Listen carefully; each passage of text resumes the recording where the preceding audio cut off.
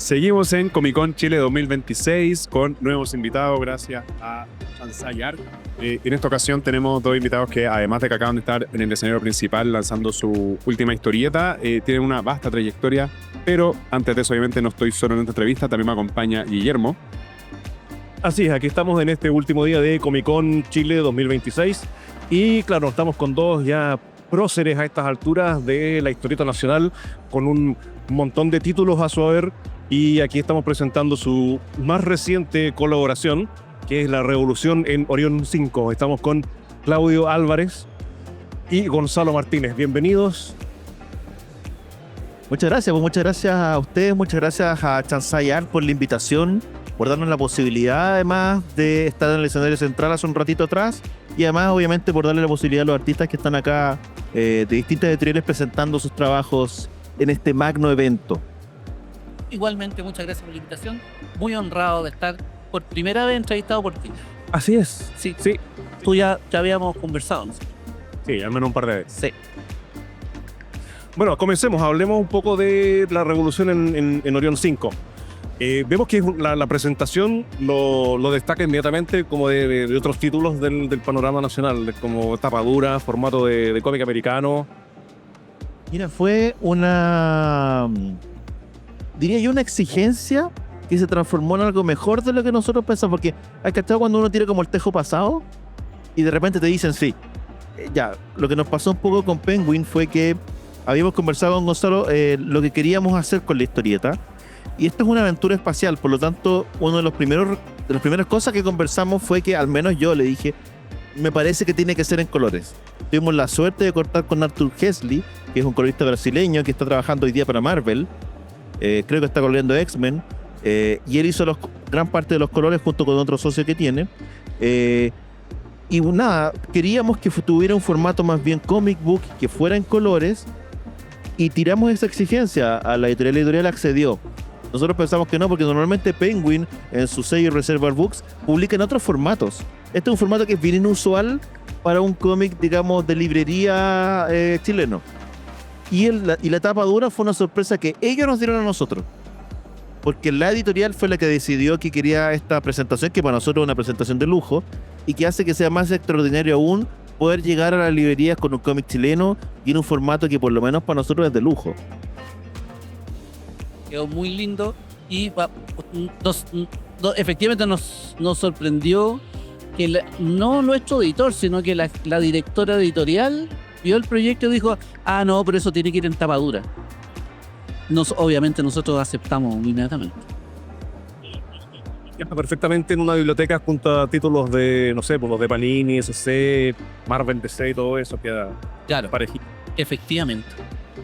Y si ponen todos los lobos juntos, forman un Revolución de Orión 5. Ambos tienen una vasta trayectoria, vasta experiencia en la historieta nacional, también son muy importantes en sus respectivos roles, pero me pueden corregir, creo que nunca habían trabajado juntos, ¿cierto? Cierto. ¿Cómo se dio estas ganas de hacer algo en conjunto y finalmente, bueno, presentarlo a Penguin y que salga Revolución en Orión 5? Qué mala película.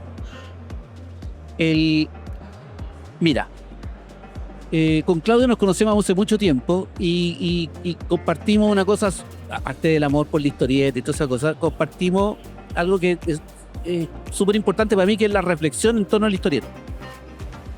A mí me gusta hacer historieta, pero a mí me gusta reflexionar acerca de la historieta, de cómo se hace, no solo de lo que hago yo, sino que es lo que está haciendo todo el mundo, y siempre nos juntamos con Claudio a conversar de por qué se vende esto, por qué no, porque la gran discusión que tenemos con Claudio es blanco y negro y color. Yo he publicado todo en blanco y negro, aquí concedí que este libro particularmente tenía que ser en color. Pero hay otra cosa súper importante para mí, es que, ¿cómo decirlo, digamos, de una manera elegante? Es que el guionista tiene que ser bueno. Entonces, yo he trabajado con gente súper buena, con Pancho Ortega, con Sergio Gómez, recientemente fallecido, con Alfredo Rodríguez. Y a mí me gustaba la manera de escribir de Claudio. Mucho. Me gusta, no me gustaba. Me gusta porque además él hace cosas que Pancho no hace y que Sergio no hacía, ni que Alfredo tampoco. O sea, para mí era era explorar un territorio que me parecía súper interesante a mí, que tiene que ver, aparte con la capacidad de construir una buena historia y todo, de que hay muy buenos diálogos y que siempre hay comedia entre medio, hay humor. Bueno, en Conan no, pero es más complicado. Pero Claudio siempre tiene una cosa como chispeante a la hora de los diálogos. Entonces yo quería eso, quería explorar ese territorio. Para mí era la posibilidad, bueno, yo soy ultra afortunado, porque yo en general conozco muchos dibujantes y soy amigo de dibujantes extremadamente buenos. Por lo mismo, cuando uno es amigo de dibujante, es como que yo siempre digo, tener las llaves del Ferrari, ¿cachai? Yo soy súper reticente a llegar con un proyecto a un amigo dibujante, porque de cierta manera siento que estoy obligando a...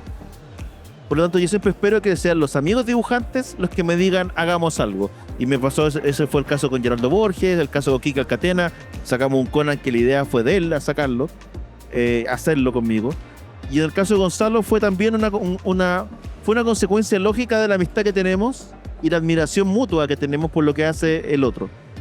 Y estaba esta posibilidad y estaba la gracia de hacer un cómic que, respecto a las otras cosas que he hecho, te diría que esta es una historieta que va mucho más de cabeza a meterse en la pata de los caballos, de cierta manera.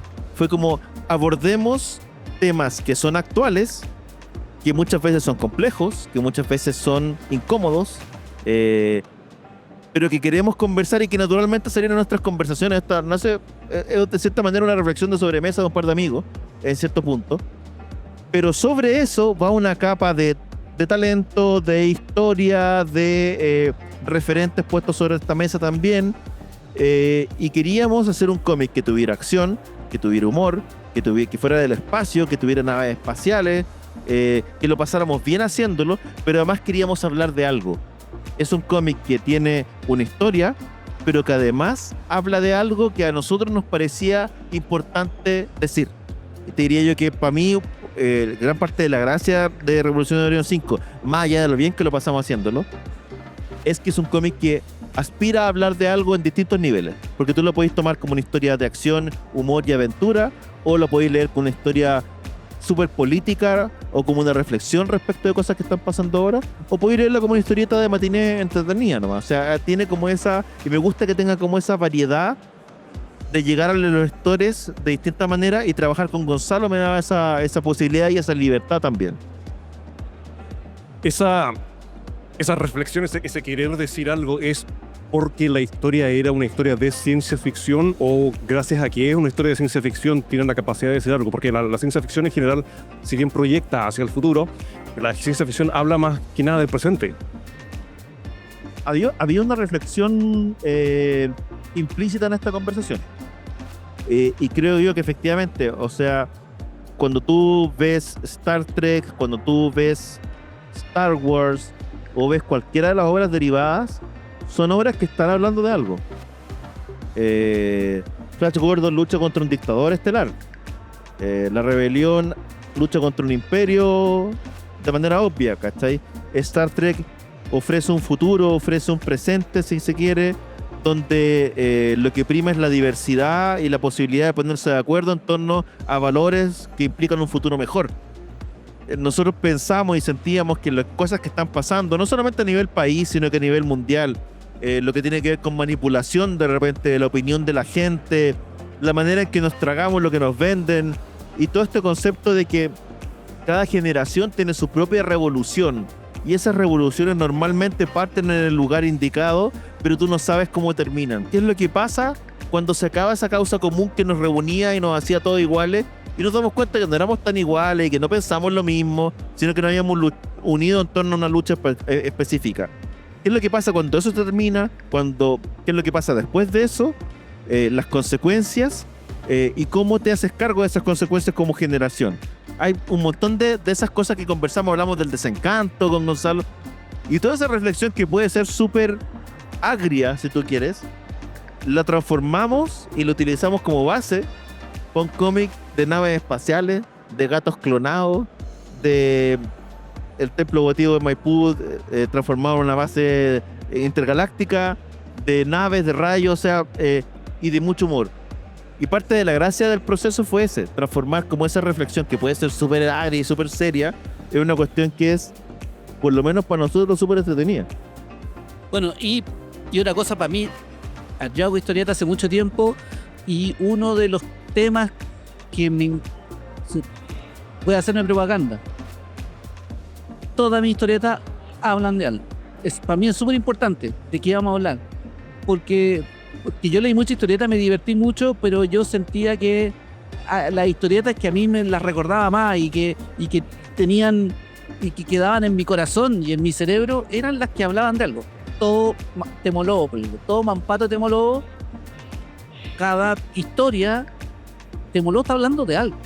La rebelión de los mutantes y el árbol gigante es en la media tesis y es historieta, entre comillas, infantil. Entonces, y esta era la oportunidad de tocar este tema, un tema que habíamos conversado mucho y que seguimos conversando con Claudio. O sea, ayer tuve una conversación larguísima, digamos, en el auto acerca del estado actual de las cosas. Porque así es uno. Así somos. Porque yo siento que nosotros hacemos un arte y uno tiene que, a esa cosa que uno le gusta hacer, tiene que darle espesor, digamos. No puede ser solo consumo, solo evasión. Que está bien, pero ¿qué es lo que queda? A mí me gustan las películas que me sirven para conversar al otro día en el desayuno el tema de lo que se tocó. Hay un montón de películas que yo las veo, me entretuve y se me olvidaron. Que no sea panfleto, ¿cachai? En el fondo es la reflexión que no te entrega todas las soluciones. En el fondo esto es como plantear el tema, oye, ojo con esto, ojo con esto. Ahora, además tiene un carácter que quisimos darle que es extremadamente chileno. Entonces, claro, uno ve, oye, el espacio y las naves, pero en el fondo tú rascáis un poco y esto es súper chileno.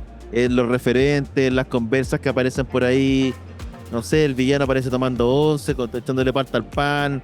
Le aparece una familia que le dice, oye, cómete la comida porque no sé dónde no tienes que comer, ¿cachai? Es como que tratamos de reflejar un poco realidad, más allá de que el contexto es espacial. Es como un gran engaño, de cierta manera, pero era darnos el gusto de poner temas sobre la mesa, de hacerlo de una manera entretenida, con acción, con humor, y además de hacer naves espaciales. Pues nosotros decíamos, oye, como que no hay una nave espacial chilena, ¿cachai? Como que no hay un personaje, un monito, hay unas cosas que hizo Máximo, qué sé yo, pero como que hace mucho que no se hacía, no hay, no es un género que esté muy abordado. Y lo hemos pasado increíble. Gonzalo ha hecho todas las naves en 3D, tiene todos los monitos, tenemos las figuritas. De cierta manera nos hemos entretenido jugando un poco con este universo y con la posibilidad que te da el abordar desde nuestro fanatismo por Star Trek, desde nuestro gusto por Star Wars, abordar una historia nuestra, tener nuestras propias naves espaciales, nuestros propios villanos, hacerlos nuestros, hacerlos súper chilenos, sin perder como esa capacidad de hacerlos universales también. Podríamos que una reflexión que, si bien es cierto es local, es una reflexión que es local en todo el mundo, y eso lo hace universal. Sí, no es una aproximación folclórica a los chilenos, sino que es una aproximación como más cultural, digamos, más... Sí, yo todavía no logro dilucidar qué fue lo que hicimos, pero yo me siento muy orgulloso del resultado, del contenido, y muy feliz de cómo quedó el libro, que es un libro muy lindo. Este es un libro que se publica, digámoslo así, post-desencanto. Sale el año pasado, ¿sí? ¿No? ¿Este año o el año pasado? Diciembre creo que llegó el barco. Justo entre medio. Se atrasó el barco. Pero tiene muchas referencias a lo que fue el Chile 2019. Época muy vilipendiada últimamente, que no está con buenos ojos, y creo que es un riesgo que hagan eso. Son conscientes también de que están jugando con un límite que hoy en día en el Chile 2026 puede ser complicado. ¿Sabéis qué tiene? Claro, la inmediatez hace que uno lo lea como, aquí hay elementos del estallido. Pero en realidad nosotros pensábamos, estaba el estallido, pero pensábamos más bien en el 88-89 también.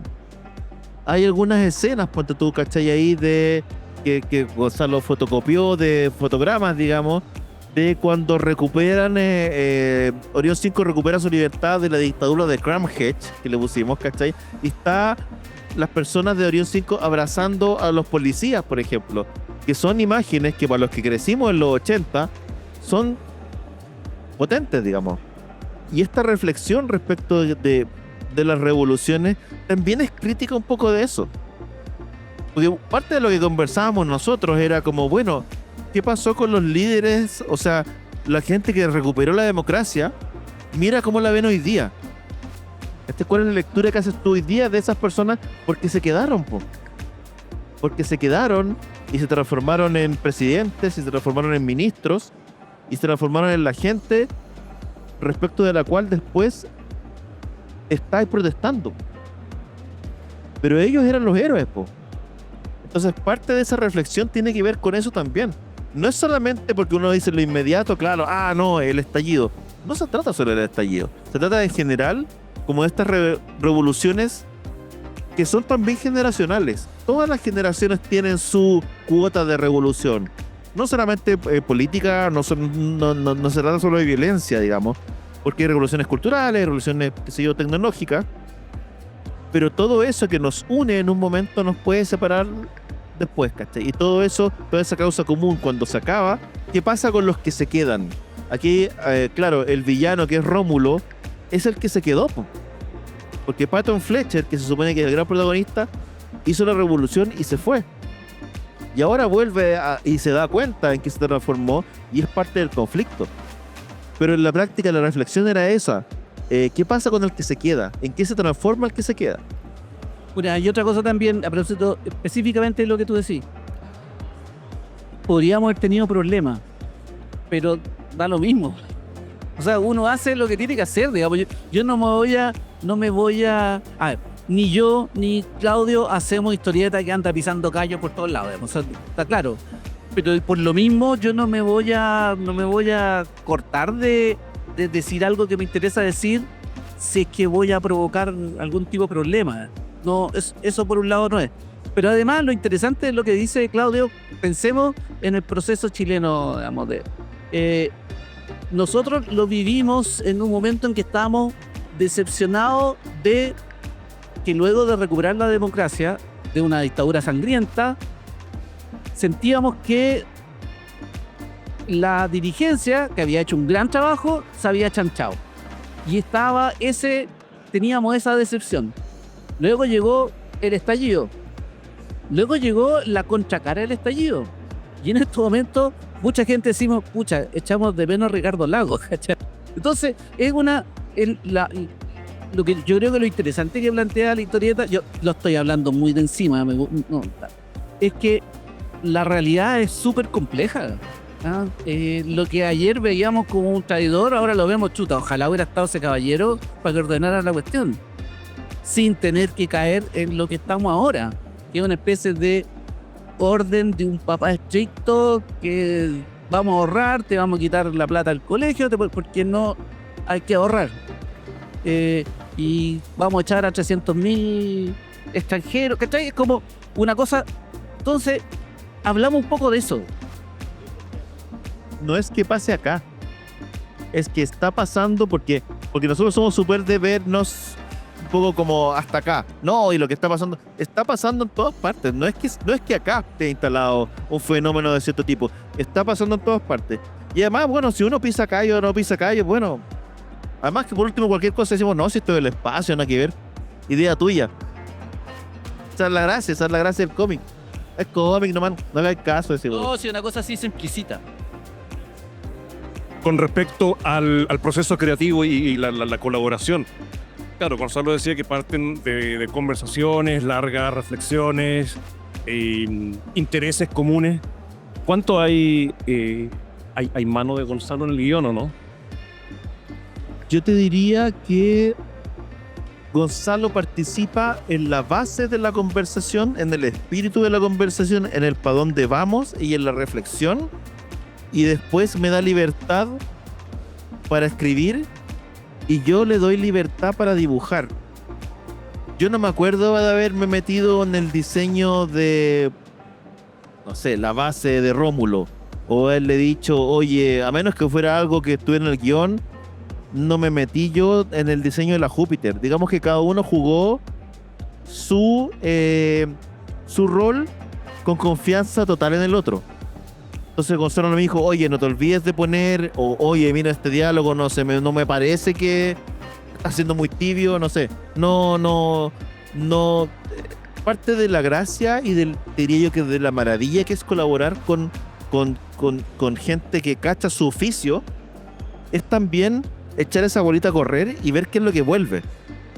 Y maravillarte con lo que vuelve. Cuando uno es guionista, y además yo tengo la otra sombrero de editor por Acción Comics, diría que la gracia que tiene uno es que tú eres el primer lector y eres el primero como en maravillarte de lo que vino de vuelta, así como hoy lo que escribí, cachas lo que se transformó. Y por lo menos para mí eso es fundamental, a menos que hay una mano que quedó al revés, pues no sé, cachai, una cuestión como súper, oye, no te fijaste, no completaste acá, no sé qué, perdón, pero Jean-Luc tiene 3 dedos, no 4. claro, ese tipo de cuestiones, cachai, o sea, pero no, te diría yo que es una pega muy de confiar Bueno, sí. en el oficio del otro. Sí, bueno, eso es el otro, o sea, otra de las que de las cosas que no, la palabra no la exijo, sino que busco en un colaborador, alguien que tenga carrete. A mí me costaría mucho trabajar con guionistas novatos porque uno se lleva todo el peso, digamos. Yo me imagino que a un guionista experimentado también debe ser complicado trabajar con un dibujante novato. Por lo mismo, porque en el fondo se pierde esa cosa fluida de que los dos conocemos nuestro oficio y vamos tirando, y además yo sé que yo confío en lo que va a salir, y si hay algo que salió que a mí que yo hubiera querido que saliera algo y no salió, me da lo mismo, porque uno conoce su lugar también.